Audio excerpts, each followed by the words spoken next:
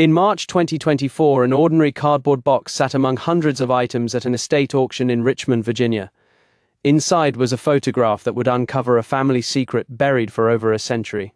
The lot of miscellaneous photographs and documents from about 1880 to 1920 sold for $35. The image showed four people posed in an elegant studio, a man and woman seated formally with their two young children standing beside them. It was dated 1889 on the embossed label of Levoyne Studios at 147 Royal Street in New Orleans. At first glance, it looked like a typical late Victorian family portrait, but the man's skin was noticeably darker than his wife's, while the children appeared even lighter than their mother. In 1889 New Orleans, this combination told a clear story. This was a mixed-race Creole family living in the brief period between the end of slavery and the arrival of strict Jim Crow laws. Historian Dr. Rebecca Walsh bought the box and took the photograph to Georgetown University's Digital Imaging Laboratory. High-resolution scanning at 50 times magnification revealed microscopic French text along the bottom edge. "May our children be free." Further enhancement showed that the man's hand pressed against his vest covered a hard object whose indentations form the date September 15, 1889. 15 days later, Louisiana would hold a constitutional convention that stripped voting rights from black citizens and ushered in harsh segregation. 2 weeks after that convention, the man, later identified as Antoine Dubois, vanished from all records. His wife and children disappeared too, only to reappear under new names and a new race. Levoyne Studios on Royal Street was unusual for its time.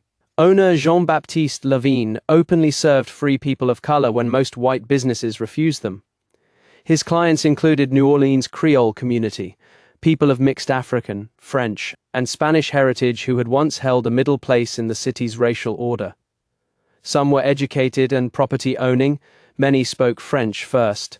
By 1889, that fragile tolerance was ending. The Dubois family paid $7, a large sum then, for a special documentation portrait that included hidden microscopic engraving.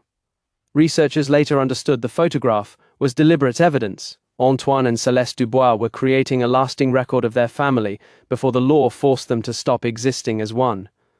The hidden message was a farewell. Within weeks, they would face the same choice millions of mixed families faced: sacrifice identity or sacrifice safety. They could not keep both. Modern scanning revealed still more. A ring on the mother's hand carried coordinates pointing to property Antoine owned in the Trem neighborhood.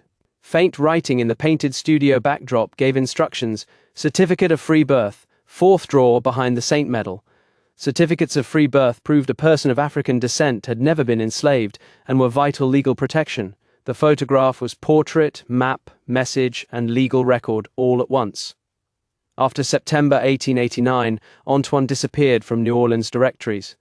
He transferred his Tremy property to Céleste, then vanished for 3 months. In January 1890, a man named Anthony Dubois appeared in Houston, Texas, working as a railroad porter and listed as colored.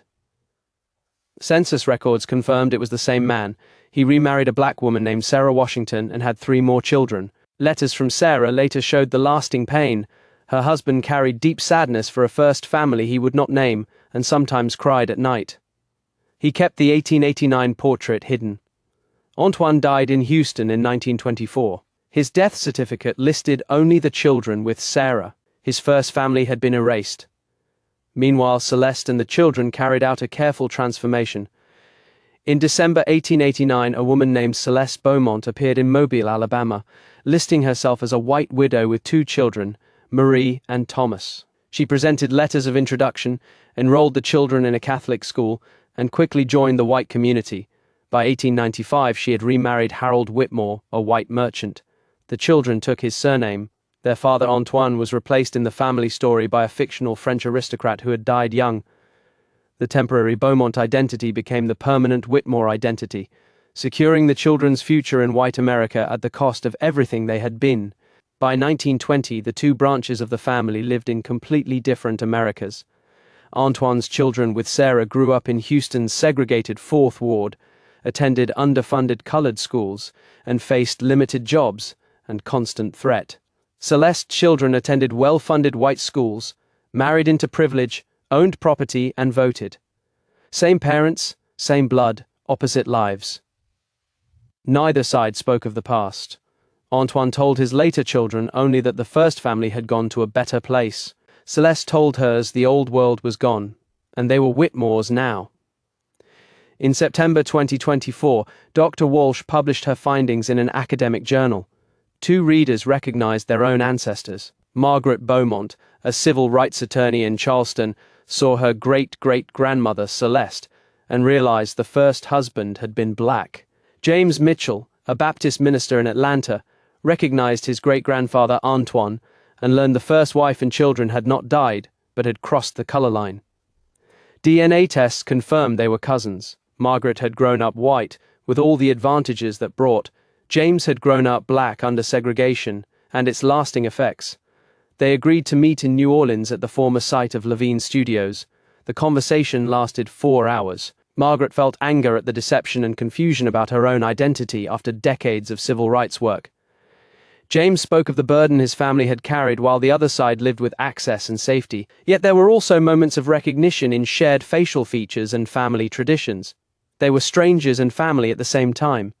In the months that followed, both faced hard reactions inside their communities. Margaret's disclosure of African ancestry brought mixed responses. Some praised her honesty while others questioned her right to speak on black issues. James's congregation debated forgiveness and privilege.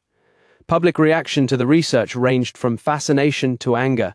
The original photograph was donated jointly by Margaret and James to the Smithsonian's National Museum of African American History and Culture, displayed with the enhanced images and an explanation of the impossible choices mixed-race families faced under Jim Crow. As of early 2025, Margaret and James have stayed in cautious contact and connected some of their extended relatives, though not all wanted to take part. The property Antoine once owned in Trem now carries a historical marker. Margaret now identifies as mixed race and speaks about the descendants of those who passed. James has focused his ministry on healing racial divisions and acknowledging complicated family histories. The descendants still face the same question their ancestors left them: should they honor the choice made under impossible pressure, or try to reunite what the law once forced apart? There are no simple answers. The photograph remains, a family frozen in 1889, smiling uncertainly at a future they could not see, carrying secrets modern technology finally brought into the light.